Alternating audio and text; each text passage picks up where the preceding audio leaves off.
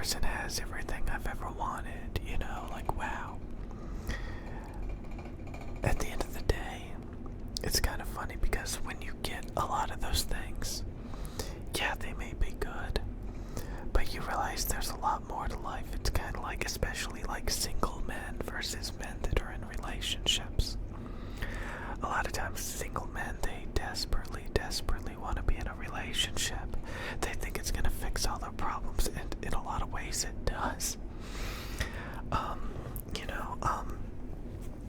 For me, for example, since I have an INTJ personality, I can be very tunnel visioned, very narrow focused.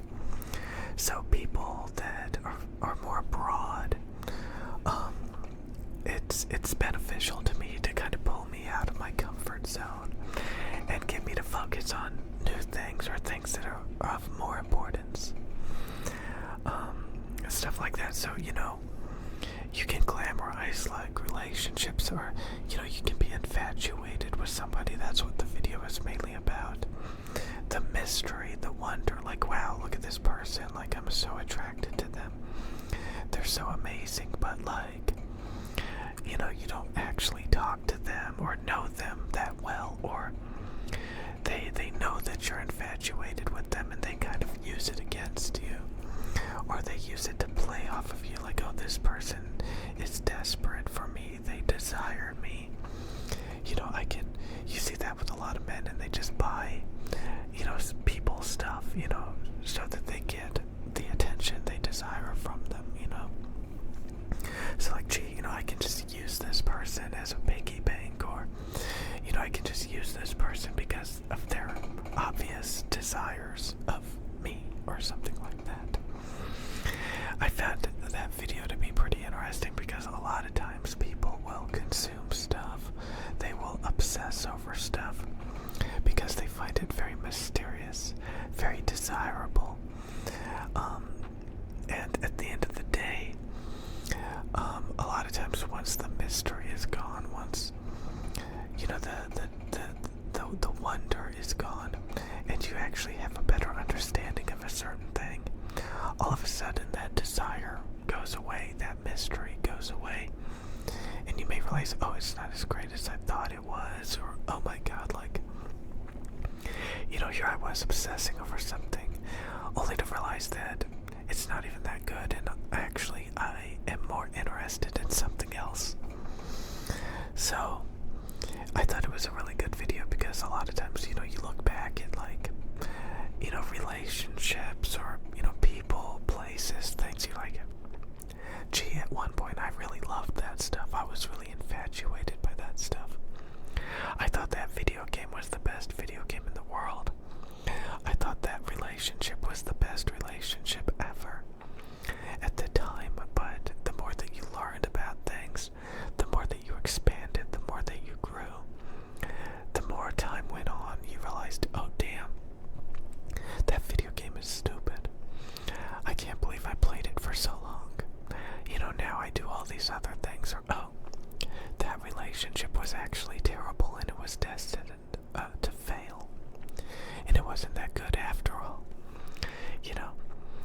So a lot of times you can be obsessed and you can feel like, what you have is the best thing you're ever going to have, or like things will never change, and it's crazy how quickly things can change. Again, once that mystery, once that lack of information is gone, you can be like, wow, I was barking up the wrong tree. Wow, that's really sad, a lot of people get in divorces, or like have dysfunctional relationships, or they gamble away a lot of their money, and all this stuff. And later on in life they realize, gee, I wish I made different decisions, because now things are totally different.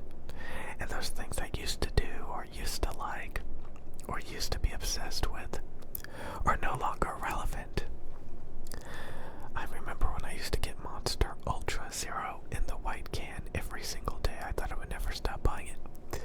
I probably bought 2 of those over the past, year. myself that, yeah, it still does taste like crap these days, but I used to buy it obsessively at one point. You know? Or, oh, you know, these people, these places I used to obsess over. I don't care about it anymore at all, you know? For example, like, you know, I have a cat that I thought, you know, once I moved away, you know, the cat, you know, I worried about the cat being happy. I worried about, you know, never seeing the cat again because I loved that cat. And it turned out the cat is actually doing better without me, you know, because I was kind of like, you know, a crutch for the cat to lean on. It never wanted to leave my room. It never wanted to do anything. It just wanted to be with me. And it used me as like a security blanket, you know, because it was a very timid, you know, cat that was very fearful of things around it. And it just hung around me for protection. And honestly, you know, it would never leave the room. And now it does, you know. And now it's a lot happier and interacts with the other animals. It doesn't have nearly as many problems. So, you know, it's interesting to, you know, worry about things or to hyperfixate on things or to get addicted to things, to obsess over things, and think you can never get out of it. You can never move on. Things will never get better. And then one day they do. And it completely changes your perspective on things. You can be completely addicted to something, think, you know, this is always going to be the way it is. Only to one day, you know, never like it ever again. And to be addicted to something else. Or like, you know, and then you can learn from that. You know, you can think about it and be like, okay, this is just another, you know, new addiction or new obsession or new infatuation. And you'll be surprised how many times you're infatuated by something because of past traumas or past, you know, things that you think are going to be really desirable and good. Only to much later in time be like, oh wow, I was obsessed and wallowing over things that actually weren't that great after all. It's a very surreal feeling, honestly, to realize, oh, you know, everything I desired and was infatuated with was something that I no longer care about. And it was never that good. You know, it's funny